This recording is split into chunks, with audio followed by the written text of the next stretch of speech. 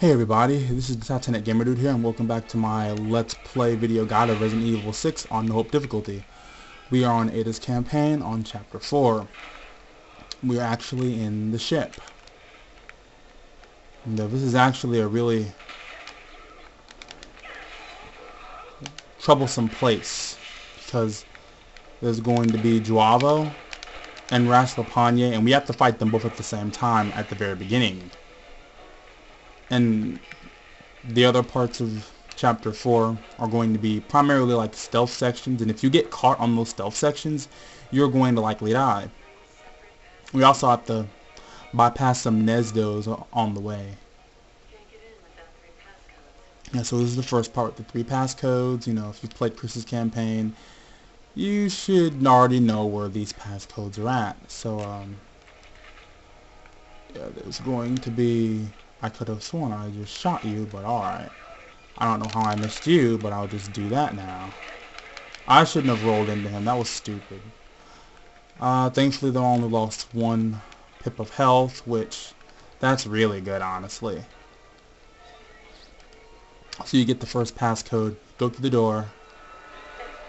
You know, then this thing spawns. You can just ignore that, and I would actually advise that you do ignore it. So the reason why you went off to the side is because we want to make sure we don't aggro that J'avo. Yep, here they come, spawning after us. So I'm just going to open this door. Thankfully though, you have enough invincibility to avoid being shot when you are opening the doors. Those type of doors for the first time with the yellow levers. So there's a Q to E here, it's the A button. It's actually really forgiving. So if you mess up on that part, that pretty much is your fault, player's fault. So there's going to be another one that's going to spawn behind us, and for our trusty crossbow, we can just easily get rid of it. Or take care of it, however you want to put it. Coming up here is difficult, because yeah, we have to deal with J'avo and Rasklepanjes, and they are pretty nasty when you pair them together. So coming up here, the doors are going to open. I missed. Yep, hit that guy. Hit that guy. Is there anything behind us? Nope, not yet. Oh, he's coming from the front. Oh, damn it. No. Yes, there we go.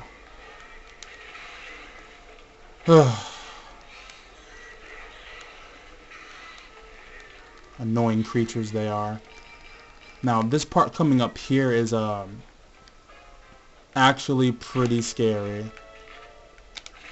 Wow, and I missed. That's actually not good. But yeah. This guy right up here, he can just keep shooting you, and he can keep shooting you, and he can keep shooting you, and he can just stun you and kill you really fast. So you want to make sure you get rid of this guy fast, and I do mean quick-like, by the way. And I don't think those type of J'avo have to reload if they have those type of turret guns. Alright, the camera's kind of going crazy. Doesn't really matter though. We can just keep pressing forward. No, why am I going in one of these rooms? No. So yeah, so Rasklepanje should spawn very shortly, but who cares? We just have to deal with it at this point in time. So now we go over here to get the last passcode, or pass key.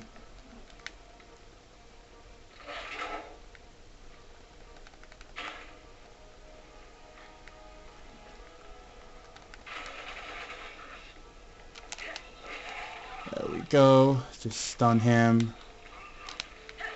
and stomp on the face. Yeah, the reason why I do the route I do is because if you come in there early, there's going to be J'avo that are going to spawn, and they're going to be in the doorway, and then you have to deal with the Rasklepanje, and yeah, it's better to deal with one at a time. See, just like that. No. Yeah, these things might have quite a bit of health on this difficulty, but Your crossbow is one of your best weapons to use against them. Because it just knocks them back every single time you hit them. Which is very, very good. It's a very good side effect. Oh, no you don't. I don't really care about using all these up, actually. Hold up. Okay, there's just the half body coming after me. Yeah, you want to go in this door, too, for a very good reason. Because if you do, there's a first aid spray in here, and that's actually worth your time. It really is worth your time. It's the only place in Ada's campaign where you can actually reliably get a first aid spray. So, it is pretty worth your time. So, time to run back to the place we came, and that's not going to be difficult at all. Yep, we're going the right way. And you want to be quick about it too, because the J'avo and the Rasklepanje can just spawn. And the J'avo have to follow you there, but yeah. Thankfully on this campaign, we just need to use that, and all 3 passcodes are put in at once.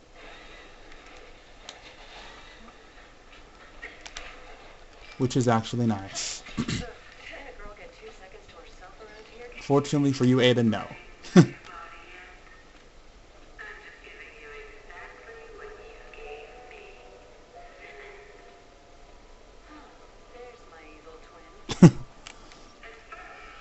Alright, change game settings. Everything's good. And my reticle is yellow. I like yellow on this game. It's a very vibrant color. Yep, resume game. Okay, let me check my inventory.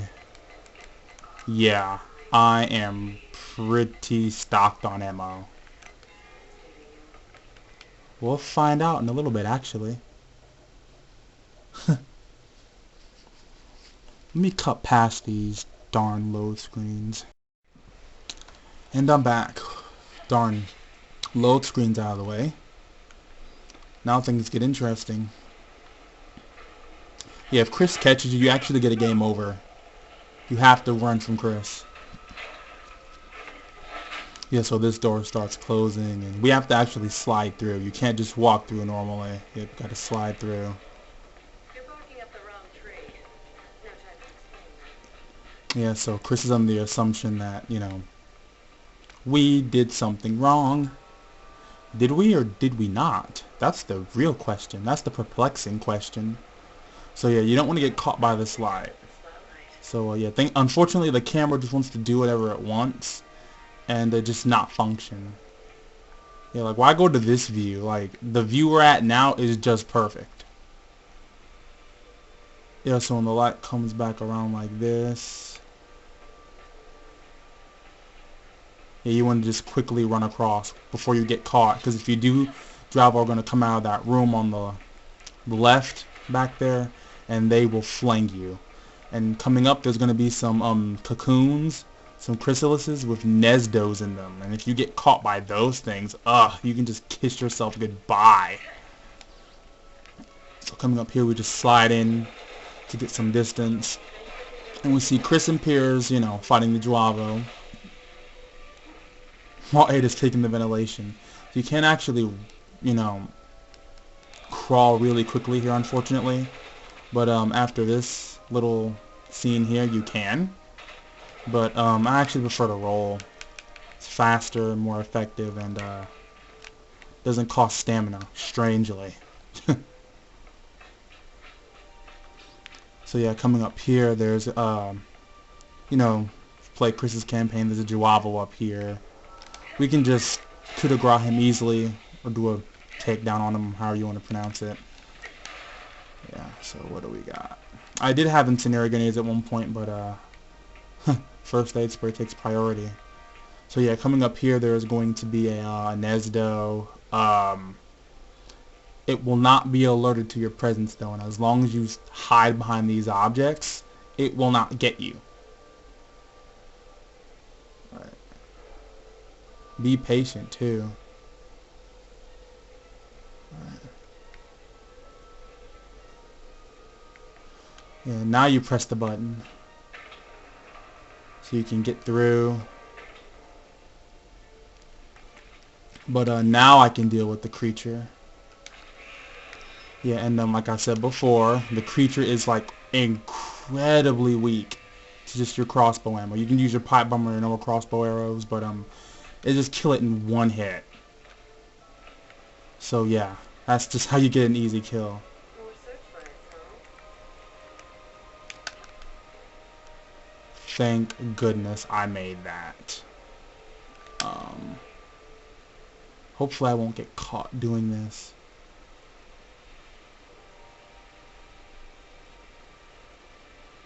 Come on, light, don't catch me. Okay. There we go. Yeah, I'm just being like really patient here because there is nothing like getting caught here. You do not want to get caught here. Trust me, you don't. Alright. Yeah, there's actually, yes, some boxes there. Camera's way too, it changes way too many perspectives on that part. But yeah, there's a checkpoint here, and yeah, there's this J'avo up here. You can literally just do this to him and he just dies.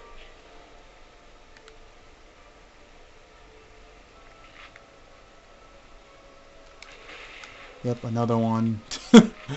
I'm just doing this to meet the kill quota.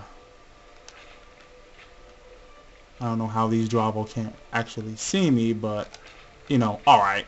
That works too. Alright, so since that person's moving too much, I'm just going to shoot that one over there. Yeah, your crossbow arrows are like insta-kills of J'avos if you hit them in the head. Other than that, you're going to severely damage them. What's that? Ooh, crossbow arrows. So yeah, the J'avo actually can climb up the ladder.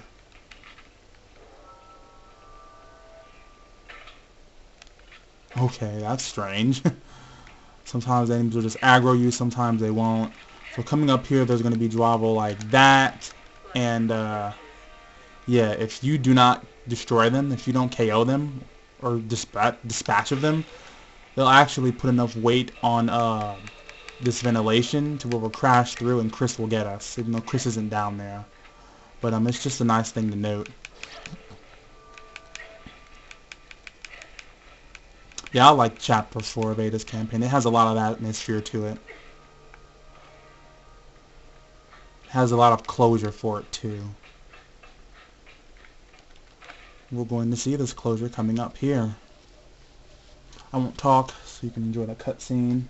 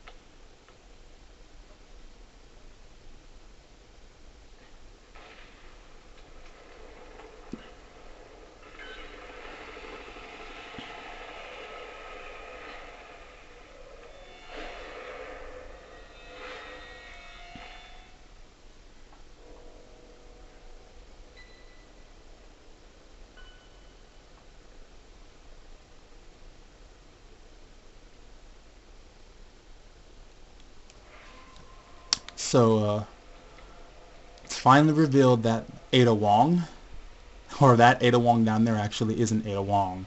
She's a clone of Ada Wong. Real name is Carla Radames.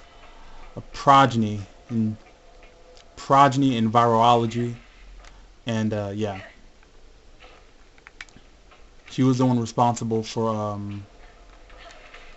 making the C virus, which the main components of the C virus would be, the enhanced strand of the T. veronica virus, the enhanced T. veronica virus, which she refined it to where you would have to go through cryogenesis to have it bond with your system. That's what made the virus really unwieldy, but it gave you godly powers. And the G virus variant within Sherry's blood, she got infected with that G embryo by her dad, William Birkin, or known as G after he injected himself with the G virus.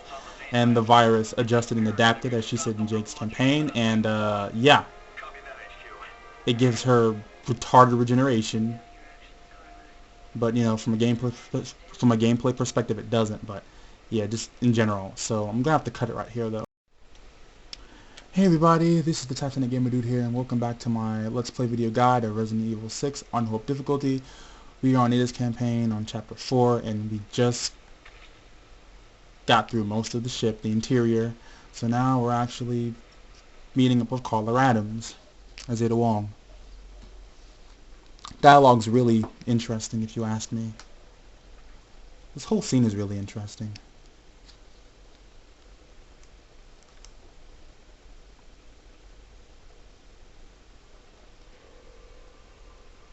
Your hatred for sinners drove you to tear down the world they created.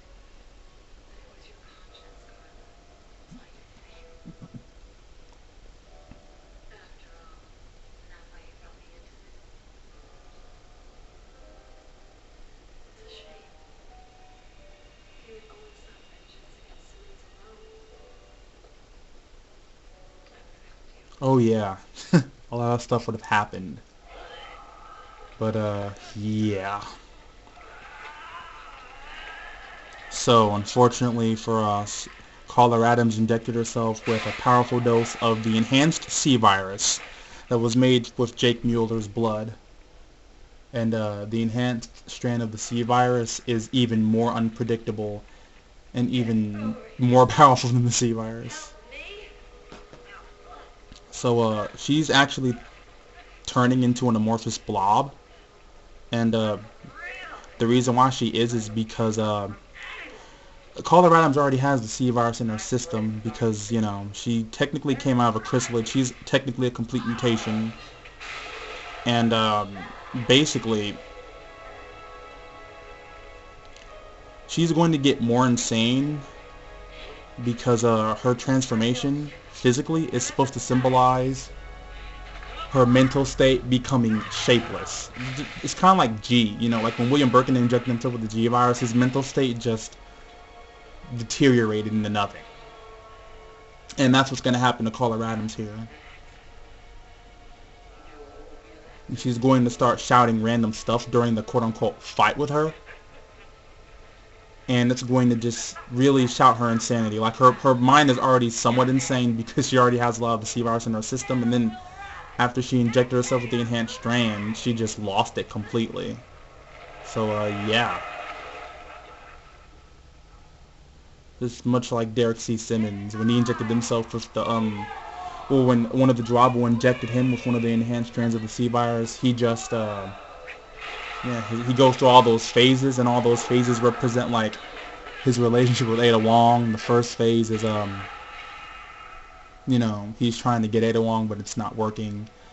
And then he gets more irritated, and he transforms, and he gets uglier and uglier and bigger, and then in Chapter 5 it just gets more climatic, and then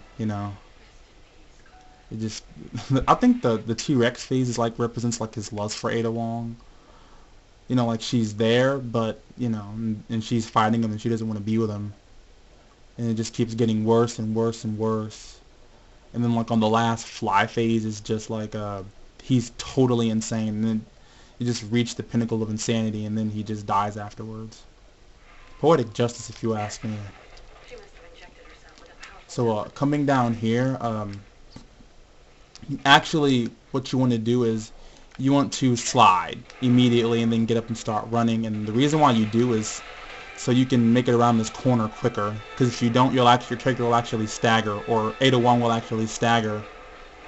And it's just to speed things up, actually. That's all it really does. So here's the fight with Carla Radames, quote unquote. And the main enemies you're going to be fighting here are these things. And these things are some of the most durable enemies in Resident Evil history of any non-boss enemy. I strongly advise you fight these creatures. These creatures are ridiculously durable. And like, I have to make a video about it, showcasing their ridiculous durability. I'm actually going to do that after I complete this chapter. Those things are so ridiculously durable. So ridiculous. So you just want to, yeah, you just want to avoid them completely. Literally. Do not attempt to fight these creatures. I'm being like deadly serious. You don't want to fight these creatures. Even though those weird eye-like growths on the walls can actually drop ammo for you, it likely won't be the ammo you want, and you'll end up burning through your key ammo. So you're coming up here, you want to quickly do a U-turn if you can, and as you can see, her face kind of just comes up out of the goop, and that's what's going to happen if you get caught. There's a red herb back there. So yeah, you just want to quickly run past all those faces too. Coming up here, she grows her face in advance. You just shoot one bullet at it with the shotgun at the nitrogen canteen or tank, and yeah, you just get rid of the face, because if you don't, it'll just pop out and it'll just push you back and it'll put you in dying status and rinse repeat, and you don't want that to happen to you. So coming up here is it's actually a sequence in which her face is going to grow here, and then we're going to run, and she's going to have these hands in the wall try to grab us. You can avoid the first one. You can't avoid this one though. You can't avoid those at all. Those are unavoidable. There's some more hands that'll try to grab you, but if you just keep running, they'll never grab you. So you'll actually switch to your ammo box here, but you know, go to your shotgun and then just shoot one bullet and stop it. Yeah, you want to save as much ammo as you can. Also, don't hit these growths because acid comes out of them. Instead, you want to shoot them. Like that. Yeah, see that? The acid does quite a bit of damage too. See, just like that. You see that? I wasn't even next to it and the acid just got me. And as you can see, it hurts a lot. So, yeah, you need to be very careful and very cautious of the eyes.